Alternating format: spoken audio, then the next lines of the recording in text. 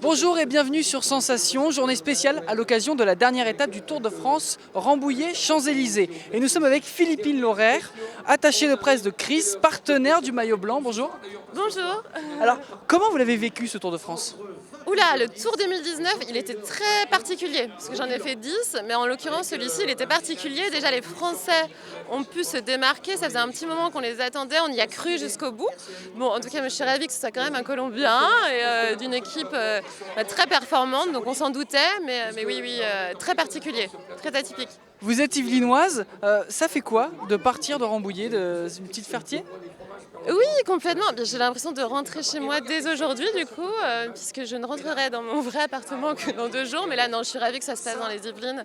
Ça fait plusieurs fois, hein, l'année dernière déjà, ça a démarré des Yvelines, cette dernière étape. Donc, on commence à être habitué, mais je m'y fais très bien. Alors, vous avez été aussi hôtesse dans votre grande carrière dans le Tour de France. On en a parlé récemment dans les médias il y a quelques jours. C'était quel genre d'expérience être hôtesse? Alors, je n'étais pas hôtesse protocolaire, hein. Je travaille avec des hôtesses protocolaires chez nous, mais je m'occupais des invités pour ASO, Amaury Sport Organisation, l'organisateur du Tour. Alors voilà, je ne peux pas trop témoigner, mais en tout cas, c'est leur travail. Elles sont très contentes. Donc, je pense que si demain ça devait s'arrêter, il y aurait quelques personnes qui adorent le Tour qui seraient bien tristes. Alors aujourd'hui, la caravane est composée de 350 véhicules.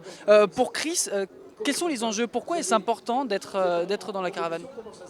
Alors pour Chris, déjà effectivement on a plusieurs activations, mais donc dont le maillot blanc, ce fameux maillot blanc qu'on remet tous les soirs aux meilleurs jeunes. Mais il y a en effet donc notre caravane publicitaire qui est composée de 6 véhicules et qui va à la rencontre des 10 à 12 millions de spectateurs qui sont amassés le long des routes. Donc c'est un enjeu colossal et selon les études c'est encore mieux qu'un spot de pub à la télévision d'avoir une caravane publicitaire qui pendant un mois va à la rencontre de tous les Français sur le bord des routes. Vous avez aussi le Colombien qui porte ce maillot blanc d'ailleurs, qui est aussi maillot jaune. C'est une fierté aussi d'avoir le Colombien qui porte tout ça. Alors, c'est par le plus grand des hasards, je pars en vacances en Colombie.